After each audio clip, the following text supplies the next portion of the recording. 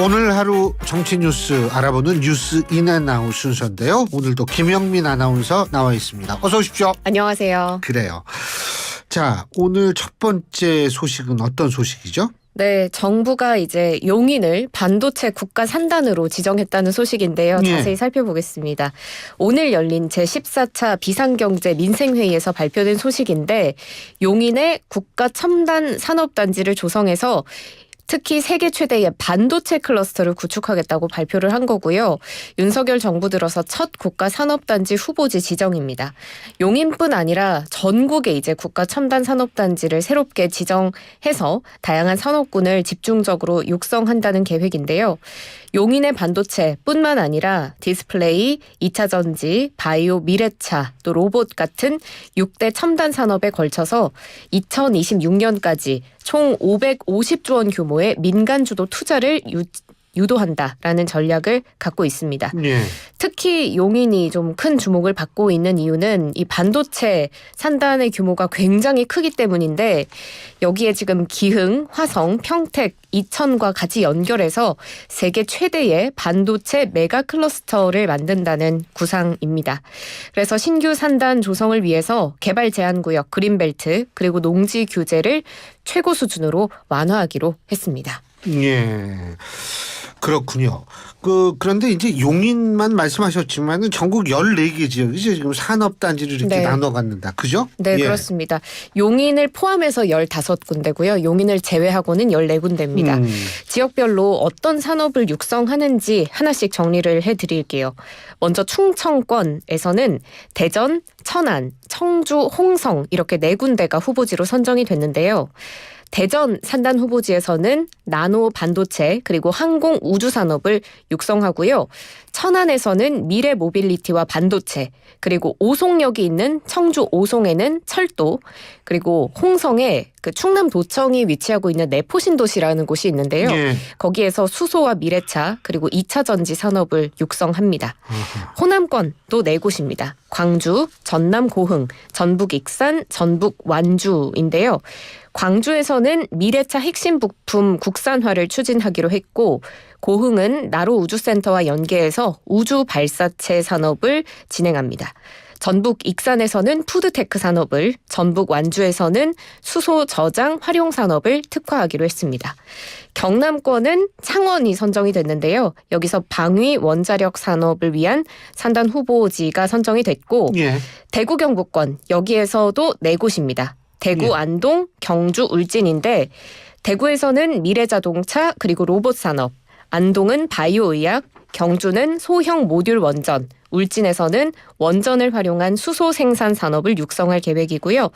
마지막으로 강원권은 강릉이 선정됐습니다. 여기에서 천연물 바이오 산업을 키우기로 했습니다. 그래서 이렇게 총 15개의 산단 후보지는 사업 시행자를 선정한 뒤에 개발 계획을 수립하고 예비 타당성 조사를 거치고 또 관계 기관과의 협의를 거쳐서 국가 산단으로 정식 지정될 전망입니다. 그렇군요. 네, 여기서 이제 뉴스인 해보려고 하는데요. 이 정부의 대규모 산단 조성 어떻게 보셨는지 먼저 살펴봐 주세요. 저는 크게 3가지 측면을 좀 볼 필요가 있다고 생각하는데 지금 우리나라 국가 경쟁력에서 제일 좀 불안한 부분이 미래 성장 동력의 확보거든요. 그러니까 지금 오늘 이런 식으로 발표를 함으로써 미래 성장 동력 확보를 위해서 정부가 노력한다라는 인상을 줄 수 있다라는 측면. 두 번째는 경제는 심리 아니겠습니까? 그렇죠. 그런데 이렇게 이제 뭐 산다는 14개를 한다 뭐 이렇게 되면 아무래도 그 지역에서의 어떤 심리적인 경제에 대한 기대감을 가질 수 있다라는 건 현재의 경제에 나름대로 긍정적 영향을 줄 수가 있다라는 점. 세 번째로는 뭐냐면 단기적인 겁니다만은 이 건설 경기도 굉장히 중요하거든요. 그래서 이런 측면도 고려를 했을 수 있고 네 번째는 뭐냐면 지역 균형 발전 차원에서 이 특성에 맞는 산단을 배치한다라는 그런 차원에서 이 지역을 또 같이 함께 발전시키겠다라는 정부의 어떤 그런 어떤 의지의 표현 이렇게 우리가 볼 수 있겠죠. 네, 윤석열 대통령도 그 지역 발전을 굉장히 큰 모토 중에 하나로 내세웠지 않습니까? 그래서 그 지역에서 유망한 어떤 산업을 지역에 맞게 육성한다는 점에서 이제 정부의 의도를 읽어볼 수가 있지만 또 한 가지 지적되는 점이 있기는 해요. 정부가 이제 반도체 산업을 굉장히 중요하게 생각하고 있고 실제로 오늘 발표된 다양한 산업 중에서도 반도체 산업단지 규모가 가장 크거든요. 그런데 이 부분을 용인에다가 배치를 하면서 수도권 몰아주기 아니냐 이런 지적 나오고 있습니다. 어떻게 예. 생각하세요? 그 노무라 종합연구소 서울 이런 데가 있는데요. 2016년에 우리나라 국토교통부에 이 보고한 보고서가 있습니다. 네. 이거를 보면은 반도체 산업의 입지 조건을 크게 세 가지 필요한 걸 세 가지로 했는데요. 첫 번째는 가장 중요한 게 반도체 연구 인력 확보가 용이한 지역이어야 한다는 겁니다. 근데 이게 넘어가면 그 수도권을 좀 넘어가면 좀 확보가 어렵다라는 그런 내용의 보고서의 내용이 있고요. 또 하나는 뭐냐면 그러니까 예를 들면 주요 대기업의 R&D 센터가 서울 중심으로 반경 40km 이내에 있다라고 얘기를 합니다. 그렇기 때문에 이제 이런 측면이 있고요. 그래서 이제 수도권의 입지 선정을 했을 수 있고 두 번째로 우리가 얘기할 수 있는 것은 반도체 대부분이 항공편을 통해서 수출이 이루어집니다. 그렇기 때문에 그리고 이제 뭐 바이어들이 오기도 쉽다 뭐 이런 건데 어쨌든 수출이 대부분 항공편을 이용해서 이루어지기 때문에 관문 도시 역할을 하는 곳 인근에 공장을 짓는 것이 타당하다. 이런 분석을 내놨고요. 세 번째는 뭐냐면 반도체는 특성이 있대요. 그게 뭐냐면 지금 현재 생산하는 제품 그거 이제 그리고 차세대 이제 생산 제품을 차세대 제품을 개발을 하면 현재 제품 생산하는 거는 이거는 거의 못 쓰게 되고 새롭게 공장을 한 5조 원 든다 그러죠. 네. 공장을 새롭게 져야 하는데 그런데 이제 간혹가다 이럴 수 있는 거 아니겠어요? 뭐냐면 옛날 제품을 찾는 사람도 있죠. 그러면 옛날 공장에서 다시 이제 생산하는 이런 시스템인데 그렇기 때문에 이게 공장끼리 좀 연계된 지역이 있을 필요가 있다라는 겁니다. 그래서 아까 우리 김영민 아나운서도 기흥, 화성, 평택, 이천입니다. 거기죠. 네. 그러니까 거기에 용인이 가깝기 때문에 용인을 선정했을 가능성도 있다라는 거죠. 이 세 가지 이유를 종합해 본다면 무조건 수도권 몰아주기라고 얘기하기도 힘든 측면이 있다는 겁니다. 네, 크게 세 가지. 연구 인력을 확보하기 용이해야 되고 항공편 수출이 있기 때문에 그렇죠. 또 관문 도시 인근에 그렇죠. 설치를 해야 되고 기존의 공장 부지와 인접한 곳에 설치를 해야 그렇죠. 되기 때문에 예. 이제 용인이 됐을 것이다라는 해석해 주셨습니다. 예. 앞으로 지역 균형 발전 그리고 미래 산업 육성을 위해서 정부가 어떻게 노력을 할지 좀 지켜봐야 될 것 같고요. 다음 소식 살펴보겠습니다. 내일이면 한일 정상회담인데요. 네. 윤 대통령이 한일 관계의 중요성에 대해서 계속해서 강조하는 모습 보여주고 있습니다. 네. 방일을 하루 앞두고 외신 등과 공동 서면 인터뷰한 내용이 공개가 됐는데 윤 대통령은 북한의 핵미사일 위협이 고조되고 있고 글로벌 공급망이 교란되는 등 지금 같은 위기의 시기에는 한국과 일본이 협력할 필요성이 높아지고 있다. 경색된 한일 관계를 방치한 채 시간만 낭비할 수는 없다고 밝혔습니다. 그러면서 일본이 과거 내각의 입장을 통해서 통절한 반성 그리고 마음으로부터의 사과를 표명해 왔기 때문에 이제부터 중요한 건 그 입장과 행동이 변함이 없도록 지속되게 하는 거다라고 강조했습니다. 그리고 이뿐만 아니라 오늘 윤 대통령과 요미우리 신문의 인터뷰 내용이 공개되기도 했어요. 예. 방일을 하루 앞두고 요미우리 신문이 무려 신문 지면에 9면을 할애해서 집중적으로 보도를 했는데 어휴. 이 인터뷰 내용을 살펴보면 이제 윤 대통령은 자신이 정치를 시작하기 전부터 이 제3자 변제 방식이 합리적이라고 생각해 왔다라고 밝혔고 그리고 정권이 추후에 교체되면 다시 이 강제징용 문제가 재점화될 수도 있다라는 일본의 우려에 대해서는 관계된 국민들을 설득하고 이해를 구해서 나중에 구상권 행사가 되지 않도록 하는 방법을 검토했다. 그 부분은 걱정하지 않아도 된다라고 말했다고 요미우리 신문이 보도했습니다. 윤 대통령은 이렇게 한일 관계의 이제 공고함을 위해서 계속해서 목소리를 내고 있는데요.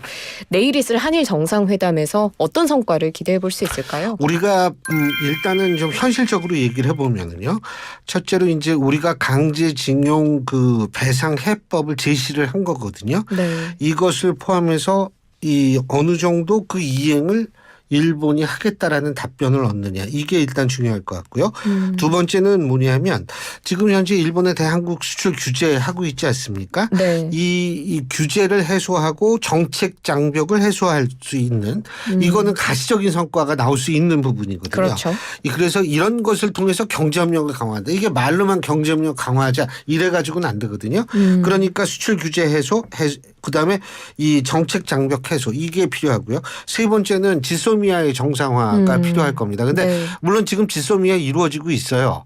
하지만은 이게 이 과거에 막 우리가 좀 사이가 안 좋을 때 어정쩡한 상태에서 그냥 이러고 가고 있는 거거든요. 그러니까 이거를 구체적으로 명문화하면서 정상화시킬 필요가 있다. 이건 상징적 의미가 있는 겁니다. 네. 이런 게 있으면 좀 성과가 나왔다라고 볼 수 있겠죠. 그래서 지금 경제적인 부분에서 규제나 지소미아의 정상화 같은 경우에는 가시적인 성과를 기대해 볼 수가 있겠지만 예. 이 과거사 문제에 대한 사과나 실질적인 일본의 호응은 지금까지의 일본의 모습으로 봤을 때 어렵지 않겠느냐라는 목소리도 있잖아요. 예. 어떻게 보세요? 일단 제가 아오키의 법칙이라는 게 있어요. 일본에. 아오키의 법칙. 아오키. 네. 아오키의 법칙이라는 게 있는데 이게 뭐냐면 정당 그러니까 이 집권당의 지지율 플러스 총리의 지지율이 이게 50%가 안 되면 이거는 정권을 그러니까 새롭게 선거해서 다시 뽑아야 된다라는 게 아오키의 법칙이에요. 그런데 지금 이렇게 보면 사실은 이 기시다 총리 지지율하고 자민당 총리 자민당 지지율 합하면 50은 넘었지만 이게 사실 안 간다 하거든요. 안심하고 볼 수는 없거든요. 그렇기 때문에 제가 볼 때는 일단 근데 이번에 기시다 총리가 지지율이 올랐어요. 네. 그러고 기시다 총리가 또 하나 2015년 그 위안부 합의 때 외무상을 지냈고 그렇기 때문에 다시 사과를 하기는 쉽진 않을 겁니다. 왜냐하면 그때 위안부 합의가 다시 우리가 이걸 논의하자고 하는 바람에 굉장히 정책 입지가 어려웠었거든요. 그렇기 때문에 그런 차원에서 본다면 그거는 좀 힘들겠지만 간접적으로나마 우리가 다시 한번 이 일본에 사과하는 입장을 좀 과거를 통해 가지고 좀 들을 수 있다면 참 좋을 거라는 생각이 드는데 직접적인 사과는 할 가능성이 크다고 생각하진 않습니다. 네, 간접적으로나마 어떤 메시지를 얻으면 그렇죠. 그게 이제 정치적 논리예요. 네. 그 일본에 그렇기 때문에 그런 측면도 우리가 이 한일 정상회담을 할 때 고려는 할 필요는 있을 겁니다. 네, 내일 어떤 메시지가 나오는지 지켜봐야 될 것 같고요. 그렇죠. 또 민주당 이재명 대표는 여기에 대해서 굉장히 강하게 비판하고 나섰습니다. 예. 윤 정권의 역사의식이 집단적으로 마비됐다라고 말을 했는데요. 오늘 최고위원 회의에서 한 발언입니다. 윤 정권이 일본의 사죄와 반성은 뒷전으로 두고 조공 보따리부터 챙기고 있다 이렇게 비판을 했고요. 국민과 역사에 씻을 수 없는 죄를 짓는 일을 또 탄핵당한 정권이 벌였던 일을 답습하지 말라라고 경고했습니다. 그러면서 이제 또 한 얘기가 5.18 광주 민주화 운동에 대해서 부적절한 발언을 했던 두 사람 김광동 진실화해 위원장 그리고 김재원 최고위원의 해임 사퇴 촉구하기도 했는데요. 여기에 대해서는 어떻게 보셨어요? 글쎄요. 이 5.18 광주 민주항쟁의 민주화 운동에 대해서는 전 두 가지 측면을 말씀드리고 싶습니다. 첫 번째는 수많은 무고한 시민들이 희생된 우리나라 근현대사에서 가장 가슴 아픈 그런 일이었었다는 점. 두 번째는 뭐냐면 우리나라 현대 정치사에서 최초로 광주 민주화 운동, 광주 민주항쟁을 민주화 운동이라고 분명하게 못 박은 정치인은 바로 보수의 민주화의 상징 고 김영삼 전 대통령이라는 점. 그렇기 때문에 사실 이 두 분의 얘기를 이렇게 제가 들어보면 현재에 있어서의 분명히 자신의 위치가 있지 않습니까? 그리고 그 위치에 따른 의미도 있을 텐데 본인들의 정치적인 스탠스의 과거를 사실은 그 본류를 잊은 발언이 아닌가 이런 생각이 드는 것은 어쩔 수 없는 사실입니다. 예. 해임과 사퇴 가능 벌어질까요? 해임과 사퇴 아마 본인들 안 하려고 할 겁니다. 예. 일단 김재원 최고위원은 사과는 했죠. 하기도 했습니다만 쉽게 가라앉지는 않는 것 같긴 합니다. 그렇죠. 참 저는 이 발언을 듣자마자 참 이해가 안 되더라고요. 예. 네, 그 예. 참석한 자리도 굉장히 그런 과거사 문제에 예. 대해서 좀 그런 입장을 폈었죠. 그렇죠. 네, 조금 더 지켜보도록 하고요. 다음 소식으로 넘어가 보도록 하겠습니다. 김기현 국민의힘 대표 그리고 이재명 민주당 대표 만났습니다. 어제도 저희가 짧게 언급을 했었는데요. 이 자리에서 이제 두 사람은 여야가 민생 분야에서 협력하자라는 데 뜻을 모았습니다. 김기현 대표가 취임을 기념해서 이제 민주당 대표의 회의실을 찾아가서 네. 17분가량 이 대표를 예방을 하는 형식으로 방문이 진행됐고요. 김기현 대표가 당대표로 선출된 지 일주일 만입니다. 김기현 대표는 이 대표가 소셜미디어에 민생 문제 해결을 위해서 잘하기 경쟁을 해보자라고 남긴 글 봤다. 나도 이에 100% 전적으로 네. 공감한다라고 말했고요. 정당이 추구하는 가치가 다르지만 네. 민생 문제 그리고 국가 안전 보장 같은 국민 삶을 지키는 문제에서는 마음을 늘 같이 할 수 있다고 확신한다. 이렇게 말했습니다. 이 대표도 화답했죠. 당선 축하 인사를 건네면서 민생을 챙기는 게 가장 중요한 정치의 역할이라고 저희도 생각한다. 정치가 상대를 무너뜨리기 위한 정쟁이 아니라 국민 삶을 챙기는 경쟁이 돼야 한다. 이렇게 말했습니다. 그래서 여야 협력을 위해서 앞으로 자주 봤으면 좋겠다라는 대화도 있었고 이어진 비공개 회담도 분위기가 굉장히 화기애애하게 진행이 됐다고 합니다. 오늘 회동에서 나온 내용들 총평해 주신다면요? 사실 김기현 대표하고 이재명 대표가 예전에 대선 시절에는 김기현 대표가 원내대표였었거든요. 네. 근데 그때 이재명 당시 후보가 이제 김기현 원내대표한테 이 봉고 파직 아시죠? 관가의 창고를 봉하고 파면함. 위안 리치, 죄인을 귀양 보내서 울타리를 친 집에 가두는 형벌. 그러니까 김기현 대표한테 이제 원내대표한테 그런 얘기를 했어요. 그러니까 김기현 대표가 오늘 얘기하면서 뭐냐면 본인이 이제 이 대표한테 봉고파직 위안 리치 얘기를 하니까 웃더라. 예? 그런데 저는 사실 이게 정치라고 봐요. 이 정치가 물론 사람이 하는 거라서 감정적인 개입이 안 될 수는 없겠지만 네. 최대한대로 억제하고 자신의 직분에 맞는 행동을 하는 것이 좀 굉장히 중요하다고 보거든요. 그래서 그런 의미에서 오늘 만남이라는 건 굉장히 중요하고 제가 알기로는 2주에 한 번씩 만나자 뭐 이런 얘기도 나온 것 같아요. 네. 그러면서 이제 밥도 먹고 그러자. 우리나라 아니 동양권에서 밥 먹는 거 되게 중요합니다. 그러니까 오죽하면 아무런 솔직히 속마음 안 그래도 우리 식사 한번 해야죠. 그렇죠. 이런 얘기 하지 않습니까? 어쨌든 그것이 의례적이든 아니든 간에 이런 식으로 자꾸 노력하는 모습은 보여주는 것이 전 중요하다고 봅니다. 네. 그래서 이 대표가 이 자리에서 좀 실질적인 제안을 하기도 했는데요. 대선 때 후보들의 공약을 집행하기 위한 공통 공약 추진단 구성하자라고 주장을 했습니다. 김기현 대표는 검토해 봐야겠죠라고 답변했는데 실현 가능성이 있을까요? 이 정치에서요. 이 검토해 보겠다 그러면은 이건 부정적 의미를 담고 있습니다. 그렇군요. 이게 긍정적인 의미라면 검토해 보겠다는 게 아니라 그러면은 우리가 다음번에 좀 더 구체적으로 얘기를 해보자든지 뭐 이렇게 되지. 이 외교하고 정치에 있어서는 이 언어의 구사를 굉장히 좀 저걸 유심히 봐야 되는데 네.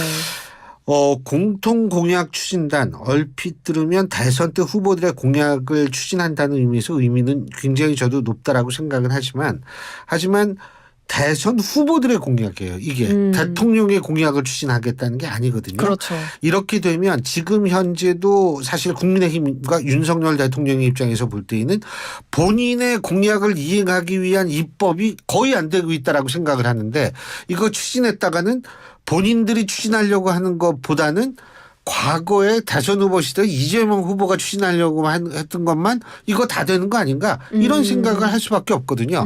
그러니까 검토해 보겠다고 얘기한 거죠. 사실상의 이제 부정적인 답변을 했다라고. 그러니까 그게 상황적으로 그래요. 왜냐하면 지금까지요.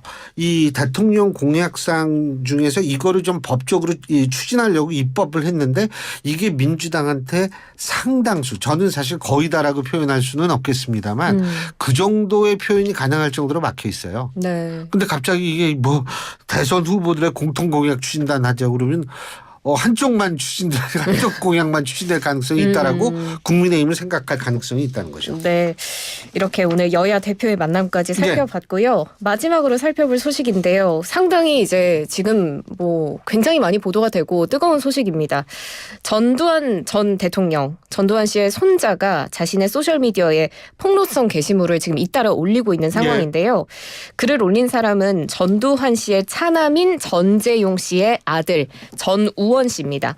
지난 13일부터 오늘까지 지금도 계속해서 자신의 발언을 통한 폭로와 또 그동안 언론에 공개되지 않았던 가족 사진 그리고 지인들의 신상 정보까지 게시물을 잇따라 올리고 있는데요.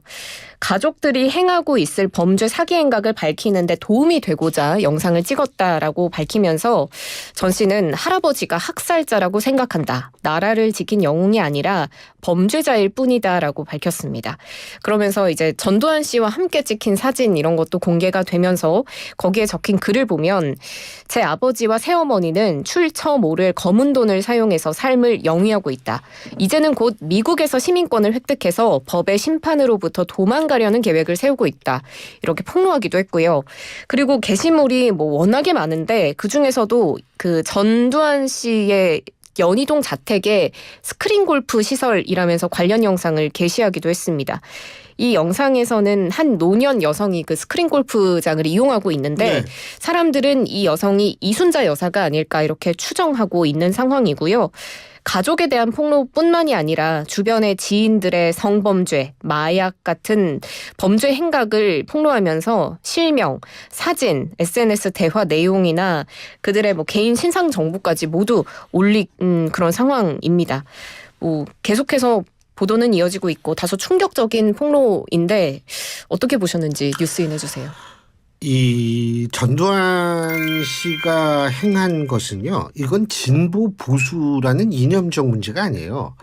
이거는 권력을 탈취하기 위해서 행해진 반인륜적 범죄입니다. 네. 그렇기 때문에 사실 이 반인륜적 범죄라는 그런 차원에서 보자면 저는 뭐라고 생각하냐면 여기에서 이 가족들도 이런 범죄에 대해서는 객관적으로 당연히 봤어야 한다라고 봅니다. 예? 그렇기 때문에 조금 좀 늦었다라고는 솔직히 생각이 들지만 늦었지만 그나마 가족 중에서 이런 얘기를 한 것이 늦었지만 그나마 좀 그래도 나은 결과가 아닌가 이런 생각이 드는데요. 이런 부분에 있어서는 어떤 식으로든 변명도 안 되고 용납도 안 되죠. 그러니까 뭐 가족들이 그렇게 가족 중에 한 명이 그렇게 나왔다는 거 뭐 상당히 늦었습니다. 제가 볼 때 좀 빨리 했으면 더 좋았을 뻔했다라는 아쉬움이 남네요. 예. 자, 그러면 뉴스인의 오늘 여기까지 듣죠. 고맙습니다. 김영민 아나운서 수고하셨어요. 고맙습니다. 예.